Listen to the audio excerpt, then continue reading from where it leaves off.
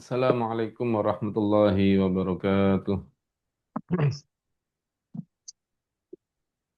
Al-Fatihah bin ta'alim wa ta'alim al-mudhakar tadhkir naf'al difa wal ifada wal istifada wal hasanata masqata bila sunnati rasulihi Muhammad sallallahu alaihi wasallam ad-du'a al-huda wa dalat al-khair bi qamardati wa tawfiq wa thabih ila hadrati rasulillah Muhammad ibn Abdullah thumma ila arwahi abaihi wa ikhwanihi min al-anbiya wal mursalin salawatullahi salamuhu alaihim ajmain ahli baiti at-tayyibin at-tahirin wa ashabil akram min al-muhtadin wa azwaji at-tahirat mahatul mu'minin tabi'in bi ihsan ila yaumiddin.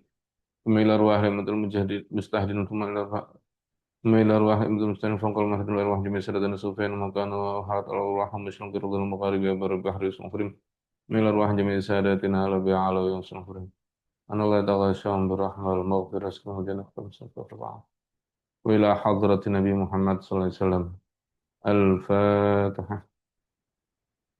أعوذ بالله من الشيطان الرجيم بسم الله الرحمن الرحيم الحمد لله رب العالمين الرحمن الرحيم مالك يوم الدين إياك نعبد وإياك نستعين اهدنا الصراط المستقيم صراط الذين أنعمت عليهم غير المغضوب عليهم ولا الضالين رب اغفر لي ولوالدي بسم الله الرحمن الرحيم الحمد لله رب العالمين وبه نستعين على أمر الدنيا والدين والصلاة والسلام على أشرف الأنبياء والمرسلين سيدنا مولانا محمد وعلى آله وصحبه أجمعين ولا حول ولا قوة إلا بالله العلي العظيم Subhanaka la ilma lana illa ma 'allamtana innaka antal alimul hakim rabbi shrah li sadri wa yassir li amri wahlul 'uqdatam min lisani yafqahu qawli wa saddid lisani wa hdi qalbi bihaqqi sayyidina Muhammad sallallahu alaihi wasallam. Alhamdulillah, kita lanjutkan pembahasan tentang setelah kita membahas tentang nifas, kita lanjut pada pembahasan tentang larangan haid dan nifas, ya. Pada pertemuan sebelumnya kita telah membahas tentang nifas, definisi nifas, arti bahasa, arti syariat. Kemudian masa nifas,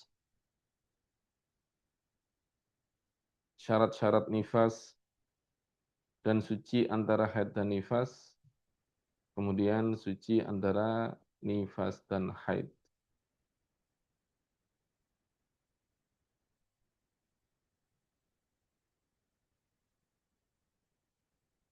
Sekarang kita akan bahas tentang larangan haid dan nifas. Pada larangan haid dan nifas ini ada 11 larangan. Ada 11 larangan untuk perempuan yang mengalami haid dan nifas. Jadi perempuan yang mengalami haid dan nifas itu dilarang melakukan 11 perkara. Dilarang melakukan 11 perkara karena ada larangan dari Nabi SAW dan ada larangan dari Al-Quran. Yang pertama adalah sholat. Sholat ini disyaratkan harus suci dari hadas dan suci dari najis. Suci dari hadas kecil dan suci dari hadas besar. Suci dari hadas kecil sebagaimana firman Allah Subhanahu wa taala, ya ayyuhalladzina amanu idza qumtum ila sholati faghsilu wujuhakum. Wahai orang-orang beriman, jika kalian idza qumtum ila shalah, kalian bangun menuju ke salat. Artinya kalian hendak melakukan salat, maka faghsilu wujuhakum, basuhlah wajah-wajah kalian. Artinya dilarang melakukan sholat tanpa berwudu. Bagi orang yang berhadas kecil harus berwudu. Kemudian dalam ayat selanjutnya ada ayat yang berbunyi wa in kuntum junuban fatahharu. Jika kalian dalam kondisi junub, maka bersucilah. Artinya bukan cuma hadas kecil, hadas besar pun juga dilarang. Tidak boleh sholat dalam kondisi masih berhadas besar.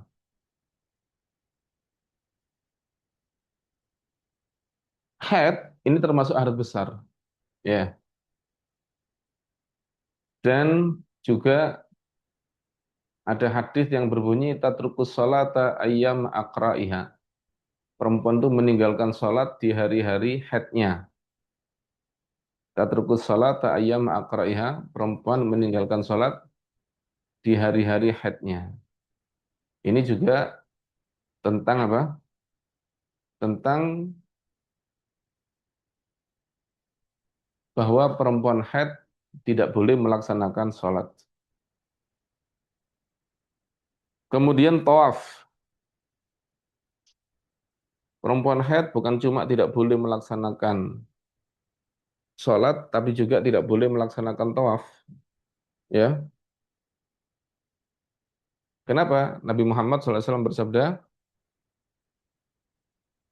at-tawaf bimanzilatis sholat.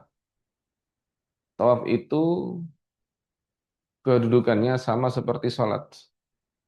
Illa annallaha qad ahalla fihi nutuk. Kecuali Allah menghalalkan di dalam tawaf untuk bicara. Faman nataqa fala yantiqu illa bi khair. Barang siapa yang berbicara maka jangan berbicara kecuali yang baik. Dari sini Nabi Muhammad SAW menegaskan bahwa salat tawaf itu sama seperti salat. Bimanzilatis shalah. Sama itu dalam hal apa? Tentunya bukan dalam hal rukun ya. Karena itu dua ibadah yang berbeda. Salat dan tawaf adalah dua ibadah yang berbeda. Oleh karena itu yang dikatakan oleh Rasulullah sama itu jelas bukan rukunnya. Sama itu artinya syarat-syaratnya. Sama-sama disyaratkan suci dari hadas dan suci dari najis. Dan sama-sama disyaratkan menutup aurat. Jadi harus menutup aurat, suci dari hadas dan najis. Adapun bentuk atau kaifiyahnya, bagaimana rukun-rukunnya dan tata caranya jelas berbeda. Jelas berbeda. Nah, jadi apa namanya? Salat dan tawaf ini berbeda tapi memiliki kesamaan karena Nabi Muhammad SAW beliau mengatakan at-tawafu bimanzilatis sholat. Tawaf itu kedudukannya sama seperti sholat. Kemudian juga karena Nabi Muhammad SAW pernah berkata kepada Sayyidah Aisyah radhiyallahu anha, ketika Sayyidah Aisyah mengalami haid ketika haji bersama Rasulullah, jadi Nabi Muhammad SAW berhaji bersama seluruh keluarganya, istri-istri beliau semuanya diajak. Ya, itu terjadi di tahun ke-10 Hijriah. Di tahun ke-10 Hijriah, Rasulullah SAW setelah penaklukan kota Mekah di tahun ke-8, di tahun ke-10 Rasulullah berhaji dengan hampir keseluruhan orang Madinah. Yang tertinggal di Madinah hanya orang-orang tua dan orang-orang lemah. Hanya orang-orang tua dan orang-orang lemah yang tidak berangkat menuju haji. Selain mereka, semuanya haji. Istri Nabi semuanya ikut. Nah, ketika sampai pada Dzulhulaifah, atau sekarang disebut dengan sebutan Abar Ali atau Bir Ali. Di situ Rasulullah SAW berihram dan Sayyidah Aisyah ini seperti kebingungan. Maka Nabi Muhammad SAW paham bahwa terjadi sesuatu. Maka beliau mengatakan, ana fusti. Ana fusti itu bukan berarti apakah kamu nifas. Tapi beliau mengatakan, ana fusti artinya hiti. Apakah kamu haid? Sayyidah Aisyah mengatakan, bala. Iya benar, saya haid. Maka Nabi menjawab, isna'i ma yasna'ul hajju ghaira an la tatufi bil bait. Lakukan apa yang dilakukan oleh orang-orang haji. Jadi orang haji ihram, kamu ihram. Orang haji masuk Mekah, kamu masuk Mekah. Orang haji melempar jumrah, kamu melempar jumrah. Orang haji wukuf, kau wukuf. Orang haji mabit, kau mabit. Semua yang dilakukan orang haji, lakukan. Bahkan orang haji mandi sebelum masuk Mekah, disunahkan mandi, kau mandi. Sebelum wukuf, disunahkan mandi, kau juga mandi. Ya, semua tingkah apa amal-amal haji, pekerjaan-pekerjaan haji semuanya lakukan ghaira an la tatufi bil bait, kecuali satu, jangan tawaf di Ka'bah. Jadi hanya tawaf di Ka'bah yang tidak boleh. Yang lainnya sama seperti orang haji. Ini menegaskan bahwa perempuan haid tidak boleh melaksanakan tawaf. Ya. Jadi tidak boleh sholat dan tidak boleh tawaf. Kemudian sholat itu juga tidak boleh sholat dan semua hal yang sama seperti sholat, yang mirip-mirip sholat. Seperti sujud syukur dan sujud tilawah. Jadi yang seperti sholat itu ada beberapa hal. Ada sujud syukur, sujud tilawah. Ini kas sholah, sama seperti sholat. Adapun sholat jenazah itu memang disebut sholat. Disebut sholat jenazah. Kemudian membawa dan menyentuh mushaf. Oh ya, tawaf tadi. Tawaf tadi baik tawaf sunnah maupun tawaf fardu itu tidak boleh. Tawaf tadi baik tawaf sunnah maupun tawaf fardu tidak boleh. Tidak boleh dan tidak sah. Oleh karena itu perempuan yang melaksanakan haji atau umrah, tawafnya harus nunggu suci. Jadi rombongannya itu harus rela untuk menunggu perempuan ini. Sampai dia suci, baru kemudian dia melaksanakan tawaf dan pulang. Oleh karena itu, kalau perempuan berangkat umroh, jangan pilih paket hemat. 9 hari. 9 hari itu sama dengan 7 hari. Karena hari berangkat, hari pulang cuma 2 hari, sisanya 7 hari. 3 hari di Madinah, 4 hari di Mekah. Nah kalau dia pas mau ke Mekah kemudian haid gimana? Atau pas dia nyampe di Madinah kemudian haid, haidnya biasanya 7 hari. Ini kan berarti tidak selesai-selesai. Nah jadi pilih paket yang lebih longgar, paket 20 hari begitu. Jangan paket cuma 7 hari atau 9 hari. Tapi paket yang 20 hari misalnya atau 30 hari lebih leluasa. Sehingga kalau dia haid bisa ditunggu sampai suci. Tapi bagaimana kalau seorang perempuan berangkat umroh tiba-tiba dia mengalami menstruasi? Maka pertama dia tidak boleh tawaf. Ya, tidak boleh tawaf. Kalau dia tawaf hukumnya dosa dan tidak sah. Kemudian dan tidak perlu untuk taklid madhab Imam Abu Hanifah. Atau ada pendapat dalam mazhab Imam Malik yang mengatakan bahwa boleh tawaf. Kenapa? Karena pendapat yang mengatakan boleh tawaf bagi perempuan haid itu pertama tidak menghilangkan dosanya masuk masjid dalam kondisi haid. Dia hanya mengatakan tawafnya sah. Sebenarnya bukan boleh ya. Dia tidak mengatakan boleh. Dia hanya mengatakan tawafnya sah. Tapi masuk masjidnya tetap dosa. Jadi dia masuk masjid itu dosa. Hanya saja tawafnya sah. Tawafnya sah, tapi masuk masjidnya dosa. Kemudian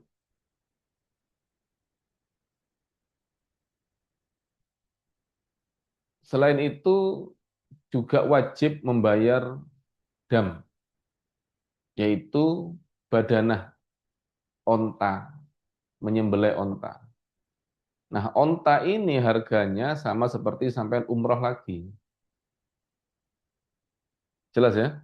Jadi kalau sampean ikut taklid mazhab Imam Abu Hanifah yang membolehkan tawaf, itu bukan boleh sebenarnya. Hanya mengatakan sah.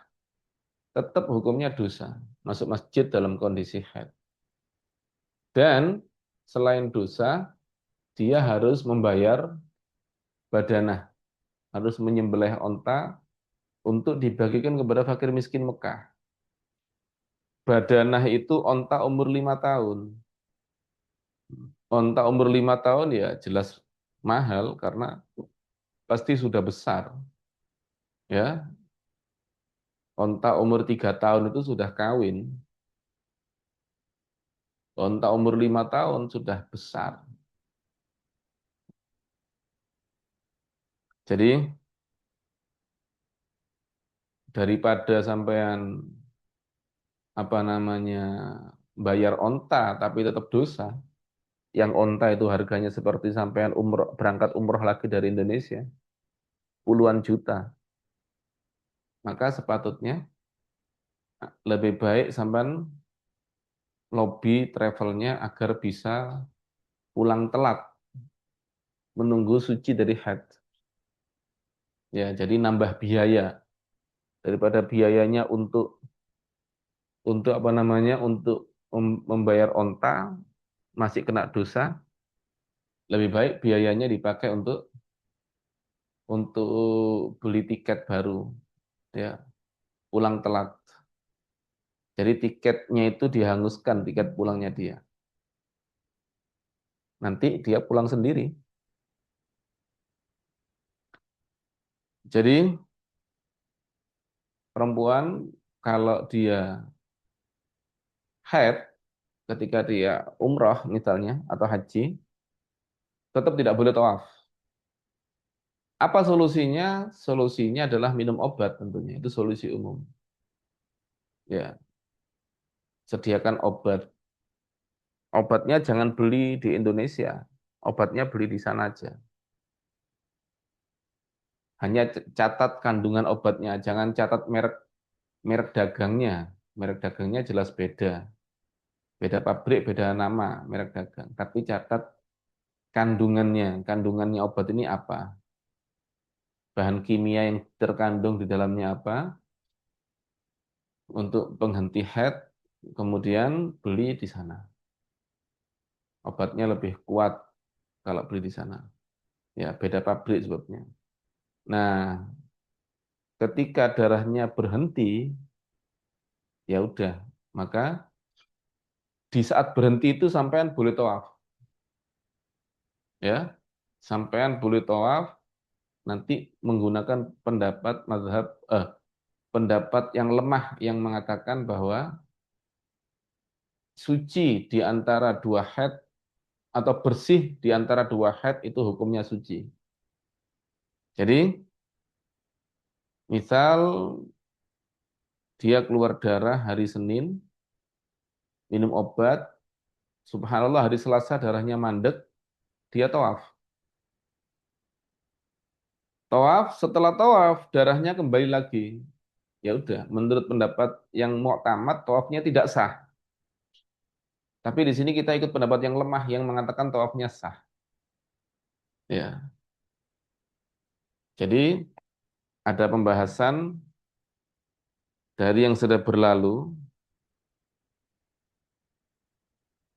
ya, terlewat tidak kita jelaskan.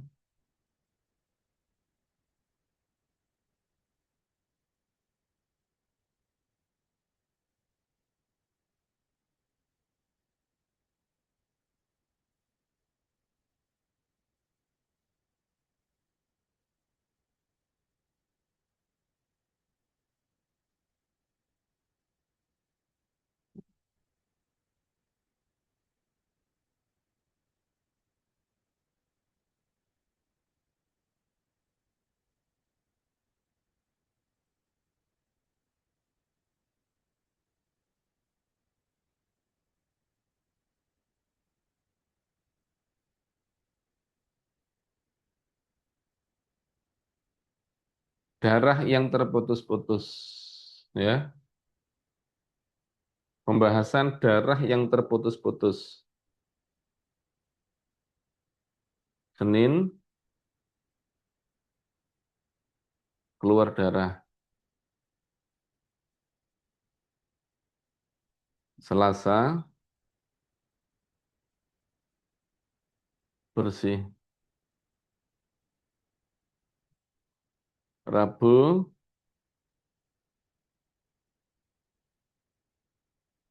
keluar darah.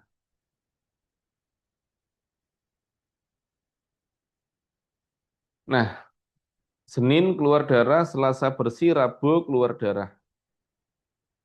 Yang kita bahas adalah bersih di hari Selasa ini. Bersih di hari Selasa ini, dia misalnya sholat.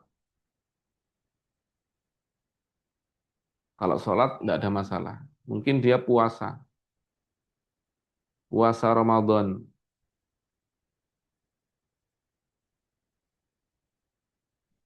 Ya, hari Selasa dia puasa Ramadan, misalnya itu di bulan Ramadan. Pertanyaannya, puasanya ini sah apa tidak? Ya, pertanyaannya puasanya sah apa tidak? Maka jawabannya adalah pendapat yang kuat mengatakan puasanya tidak sah. Jadi wajib diqodho. Pendapat yang lemah puasanya sah. Jadi ketika Senin keluar darah, ini kita tidak boleh sholat. Ketika Selasa bersih, kita wajib sholat. Insya Allah ini sudah kita jelaskan pada pertemuan-pertemuan sebelumnya. Rabu keluar darah, maka sholat dan puasa ini ketahuan bahwa sebenarnya sholat dan puasanya itu tidak sah. Ini pendapat yang kuat. Adapun pendapat yang lemah, sholat dan puasanya sah. Nah, dari sini pendapat ini bisa kita ambil, ya. Ini disebut pendapat yang kuat disebut qaulus sahab. Pendapat yang lemah disebut qaulul laqat. Ya, bisa kita pakai untuk tawaf tadi itu. Jadi,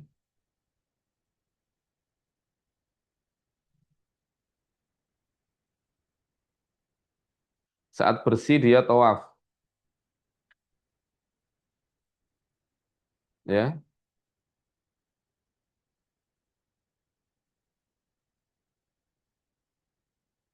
Saat bersih dia tawaf, maka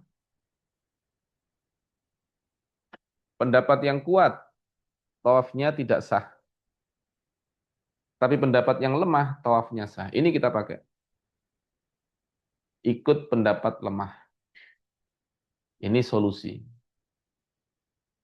Jadi solusinya minum obat Kemudian nanti kalau bersih, ya udah, tawaf, keluar darah lagi, sudah tidak ada masalah. Kita niat ikut pendapat yang lemah.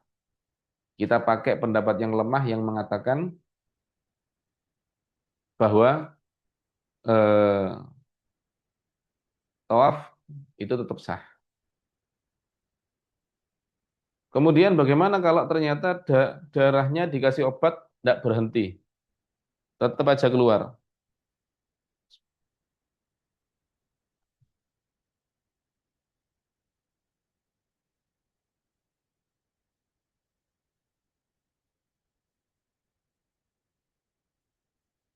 Jika ternyata darahnya tetap keluar, walaupun dikasih obat misalnya. Bagaimana jika demikian? Jika darahnya tetap keluar, ya udah. Kalau sampai dia misalnya mengajukan ingin pulang telat, tidak boleh, ya. Jika dia sudah sampai di bandara dan tidak mungkin kembali, ya sudah tahallul aja.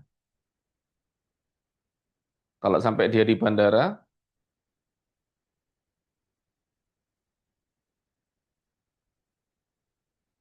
dan tidak mungkin sudah bisa melanjutkan melanjutkan apa namanya? Melanjutkan umrahnya, ya. Nunggu nunggu suci tidak suci-suci. Nyampe pulang tutup bandara, walaupun belum nyampe Indonesia, tahallul aja sudah. Tahallul di Indonesia juga boleh. Yang jelas sebelum tahallul dia tetap ihram. Jadi tidak boleh pakai minyak wangi, tidak boleh berhubungan suami istri dan seterusnya, tidak boleh potong rambut, potong kuku dan seterusnya.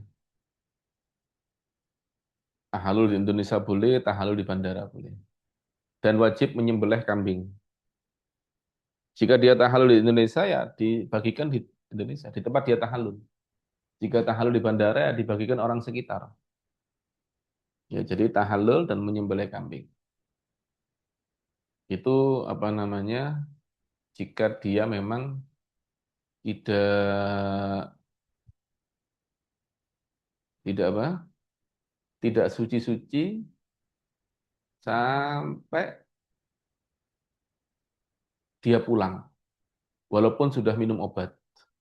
Ya, walaupun sudah minum obat, tetap aja tidak mau suci, tidak mau berhenti misalnya darahnya, ya udah, tahallul berarti.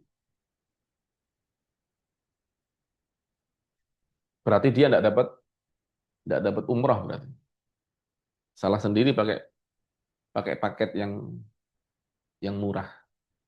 Ya. Coba dia pakai paket yang agak lama, atau dia nambah uang dan bilang kepada pihak travel bahwa dia ingin melanjutkan sampai beberapa hari. Ya. Atau nanti pulang beli tiket sendiri untuk pulang. Karena jatah jatah visanya itu lama. Jatah visanya 30 hari biasanya. Jadi dia bisa tinggal lama sebenarnya dengan visa umrah itu. Jadi untuk orang yang apa namanya? Yang umrah jika mengalami haid tadi itu. Jelas ya? Maka solusi pertama minum obat. Solusi kedua jika obatnya tidak mempan, ya bukan solusi sebenarnya sih. Kewajiban kalau sudah obatnya tidak mempan ya sudah berarti tahallul. Adapun dia menggunakan madhab lain untuk memaksakan diri tawaf itu bukan solusi. Ya, itu tidak direkomendasikan. Karena apa? Tetap dosa dan wajib membayar badanah. Jadi biayanya mahal. Kemudian berikutnya membawa dan menyentuh mushaf. Membawa diharamkan atas perempuan yang haid dan nifas membawa dan menyentuh mushaf. Ini sebenarnya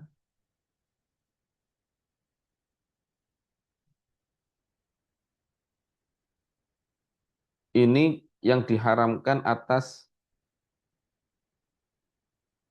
orang yang berhadas kecil.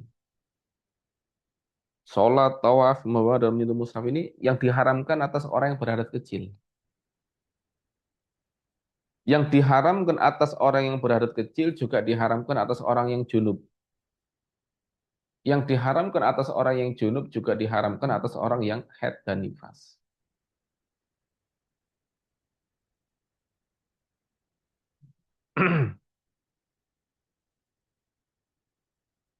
Kemudian membawa dan menyentuh mushaf ini ada dua dalilnya. Dalil keharamannya ada dua. Untuk membawa,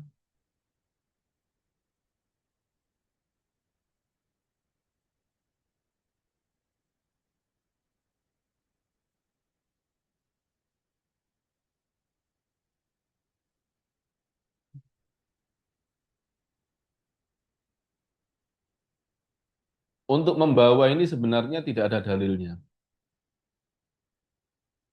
Dia membawa itu dalilnya adalah qiyas. Karena di dalam Al-Quran dan hadis itu yang dibahas menyentuh. Qiyas disebut qiyas aulawi atau qiyas jali. Mafhum muwafaqah. Jadi kalau menyentuh aja tidak boleh, apalagi membawa. Ya. Jadi dalilnya membawa ini qiyas. Kenapa? Karena membawa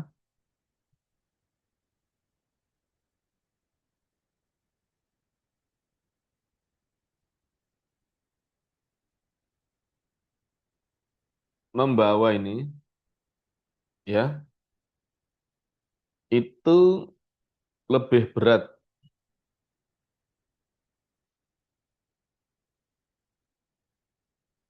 dari menyentuh.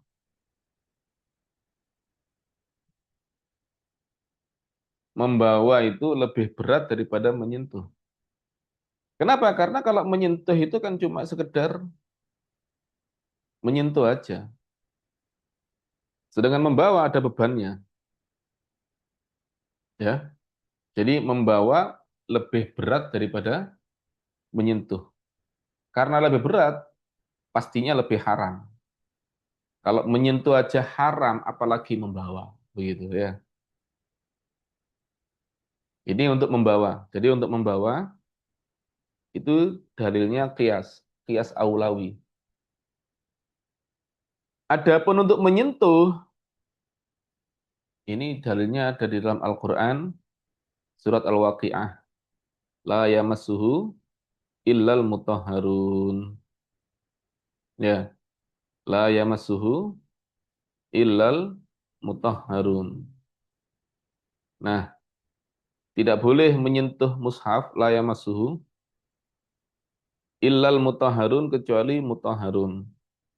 Mutahharun ini sebagian ulama tafsir mengatakan mutahharun itu artinya al-mutatahhirun. Orang yang suci dari hadas, orang yang suci dari dua hadas. Al-mutatahhirun. Orang yang suci daripada hadas kecil dan hadas besar. Tapi ada pendapat ulama,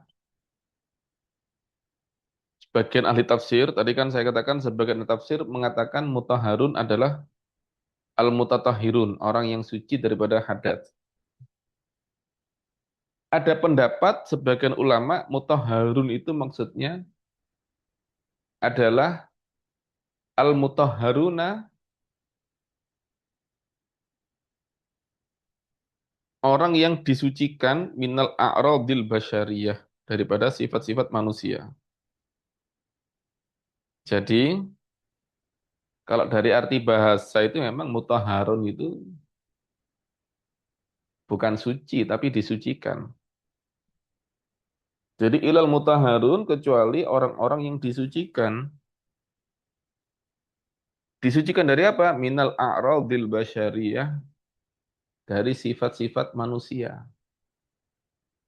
Loh, apa ada orang yang disucikan dari sifat-sifat? Ya maksudnya bukan manusia berarti. Kalau disucikan dari sifat-sifat manusia ya berarti bukan manusia. Siapa dong? Maksudnya berarti malaikat. Kok malaikat kok gak nyambung menyentuh mushaf kok ke malaikat? Jadi maksudnya bukan mushaf-mushaf yang ada di depan kita ini bukan. Mushaf itu maksudnya yang ada di Lauhil Mahfuz. La yamassuhu tidak menyentuhnya Al-Qur'an yang ada di Lauhil Mahfuz. Illal mutahharun kecuali para malaikat yang disucikan daripada sifat-sifat manusia. Jadi Al-Quran itu Allah turunkan dua kali. Pertama Allah turunkan Allah turunkan ke Lauhil Mahfuz. Ya, pertama Allah turunkan ke Lauhil Mahfuz. Ya, dari sisi Allah, Allah turunkan pertama ke Lauhil Mahfuz. Tadi kan saya katakan turunnya dua kali. Al-Quran itu turunnya dua kali. Setiap ayatnya turunnya dua kali. Turun pertama ke Lauhil Mahfuz. Ada tempat catatan di langit sana disebut Allahul Mahfuz, papan yang terjaga. Allah turunkan ke Lauhil Mahfuz jumlatan wahidah secara keseluruhan dari Al-Fatihah sampai An-Nas. Dari awal Fatihah sampai surat An-Nas. Semuanya diturunkan ke Lauhil Mahfuz sekaligus. Kemudian dari Lauhil Mahfuz Allah turunkan sedikit demi sedikit, kadang seayat, kadang dua ayat, kadang tiga ayat, kadang lima ayat, kadang satu surat. Kadang bahkan dua surat. Seperti Al-Falaq sama An-Nas ini turunnya bareng, langsung dua surat. Itu dari Lauhil Mahfuz ke alam dunia kepada Nabi Muhammad SAW. Itu tergantung kepada kejadian-kejadian. Jadi pertama dari Allah Subhanahu wa taala turun ke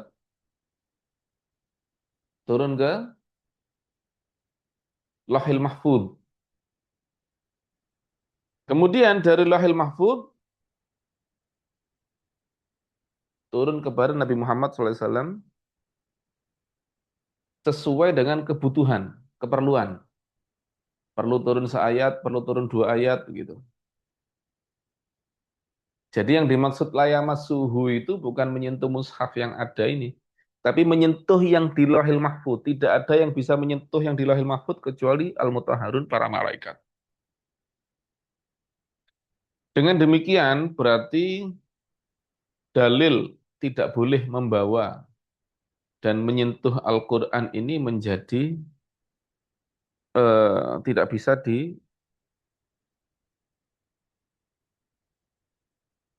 menjadi hilang ya karena tidak sesuai. Dalilnya di dalam Al-Quran ini tidak ada berarti. Dalil haram menyentuh Al-Quran bagi perempuan yang berhadas itu berarti tidak ada di dalam Al-Quran. Kenapa? Karena la yamassuhu ilal mutahharun itu tidak ada hubungannya dengan Al-Quran. Itu hubungannya dengan Lauhil Mahfuz. Dan itu adalah yang dibahas malaikat, bukan manusia. Jelas ya? Jadi dalil yang dari Al-Quran hilang. Karena la yamassul mutahharun itu ternyata maknanya berbeda. Jadi kalau kita artikan bahwa la yamassuhu ilal mutahharun, mutahharun itu artinya malaikat yang disucikan dari sifat manusia, ya sudah. Berarti tidak ada dalilnya dari Al-Quran. Terus, apakah masih ada dalil lain? Ada. Dari mana? Dari hadis. Ya, kalau dari Al-Quran ini ternyata gagal, dalilnya gagal yang dari Al-Quran, masih ada dalil lagi dari hadis. Apa itu? Sabda Nabi Muhammad SAW, La yamassul Qur'an illa tohir. Hmm. Tidak boleh menyentuh Al-Quran kecuali orang yang suci. Nabi SAW bersabda, la yamassul Qur'ana illa tohir. Tidak boleh menyentuh Al-Quran kecuali orang yang suci. Nah, berarti yang tidak suci tidak boleh menyentuh Al-Quran. Ya, dengan dalil ini jelas sudah. Jadi ada dua dalil. Yang satu dari Al-Quran, la yamassuhul mutahharun. Yang kedua dari hadis Nabi Muhammad SAW, la yamassul Qur'ana illa tahir.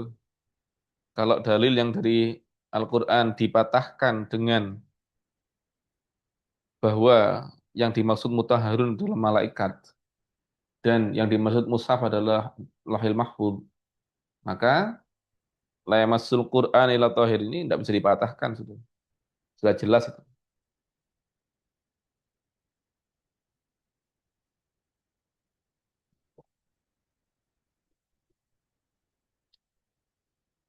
Sudah jelas bahwa maksudnya adalah orang yang berhadas tidak boleh menyentuh Al-Quran. Kemudian nah, dari sholat sampai mushaf ini adalah yang diharamkan atas orang yang berhadas kecil, ya, termasuk juga orang yang junub. Kemudian ditambah berdiam di masjid. Ini untuk orang yang junub. Adapun berhadas kecil boleh. Atau sekedar mondar-mandir di dalamnya. Apa artinya mondar-mandir? Mondar-mandir itu masuk dari satu pintu, keluar dari pintu yang sama. Ya, mondar-mandir itu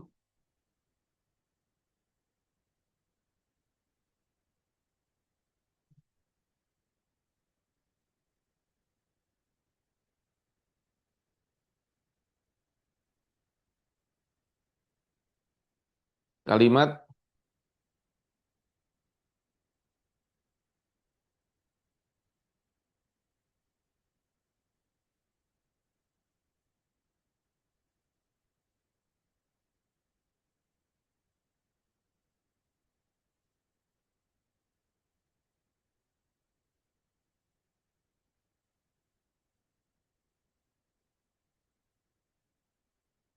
mondar-mandir itu masuk dari satu pintu, keluar dari pintu yang sama. Itu namanya mondar-mandir. Atau masuk dari satu pintu, terus muter-muter, baru keluar dari pintu lain. Ini namanya mondar-mandir. Kalau lurus, masuk dari satu pintu, keluar dari pintu yang lain, tanpa muter-muter, itu namanya murur, lewat. Itu berarti lewat. Masuk dari satu pintu, keluar dari pintu lain. Ini namanya lewat. Bukan mondar-mandir, tapi lewat. Tapi kalau masuk dari satu pintu, keluar dari pintu yang sama, baru itu disebut mondar-mandir. Jelas ya? Perbedaan antara mondar-mandir dan lewat. Kalau lewat, itu masuk dari satu pintu, keluar dari pintu yang lain. Itu namanya lewat. Kalau mondar-mandir, masuk dari satu pintu, keluar dari pintu yang sama. Itu namanya mondar-mandir. Atau masuk dari satu pintu, keluar dari pintu yang lain, tapi dia muter-muter dulu di dalamnya. Itu juga disebut mondar-mandir. Jadi,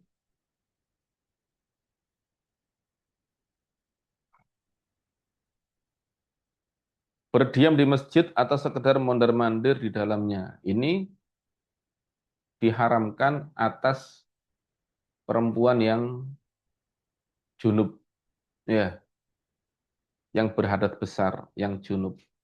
Adapun berhadas kecil tidak diharamkan.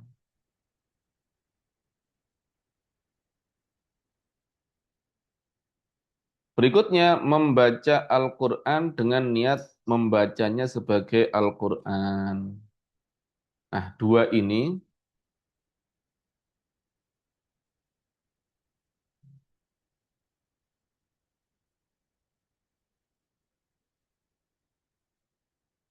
membawa, oh maaf, berdiam di masjid atau sekedar mondar-mandir di dalamnya dan membaca Al-Quran dengan niat membaca sebagai Al-Quran ini diharamkan atas orang yang junub berhadas besar. Ya, orang yang berhadas kecil tidak.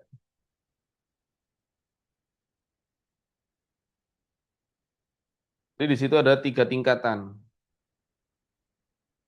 Pertama, hadas kecil.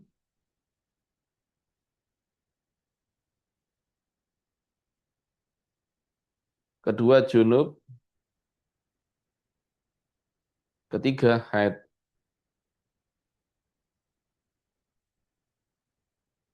Yang diharamkan atas orang yang berhadas kecil, maka juga diharamkan atas orang yang junub dan orang yang haid. Yang diharamkan atas orang yang junub, maka juga diharamkan atas orang yang haid. Tapi yang diharamkan atas orang yang haid, tidak diharamkan atas junub. Ya, jadi dari sholat sampai membawa dan menyentuh mushaf, empat ini diharamkan atas orang yang berhadas kecil. Maka juga diharamkan atas orang yang junub dan orang yang haid. Kemudian berdiam di masjid, membaca Al-Quran, ini diharamkan atas orang yang junub. Tapi tidak diharamkan atas orang yang berhadas kecil. Nah, karena diharamkan atas orang yang junub, maka juga diharamkan atas orang yang haid. Nah, baru setelah itu sisanya ini hanya diharamkan atas perempuan haid. Berarti di situ ada tiga tingkatan, ya, ada tiga tingkatan.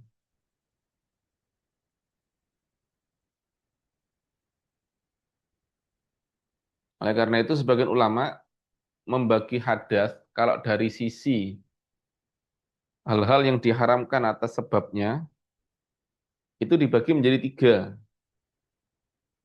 kecil,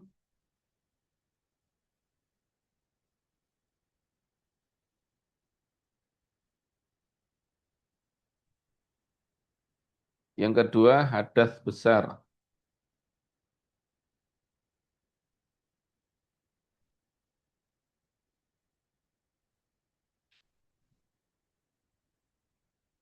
yang ketiga hadas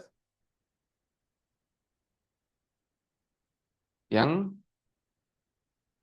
paling besar.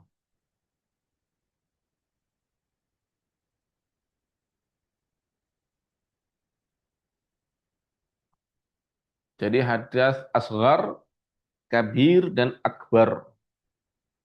Hadas asghar, hadas kecil, hadas kabir, besar, dan hadas akbar, hadas yang paling besar. Hadas kecil itu yang mewajibkan wudhu.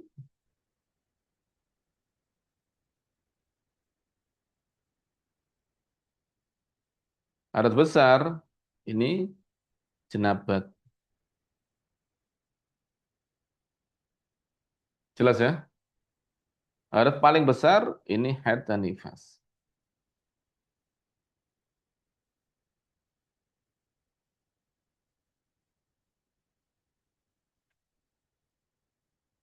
Hadas kecil yang mewajibkan wudhu, hadas besar jenabat, hadas paling besar haid dan nifas. Ini kalau dilihat dari sisi perkara-perkara yang diharamkan. Hadas kecil yang diharamkan cuma empat. Adat besar 6. 6 itu 4 ditambah 2, 4 tadi ditambah 2.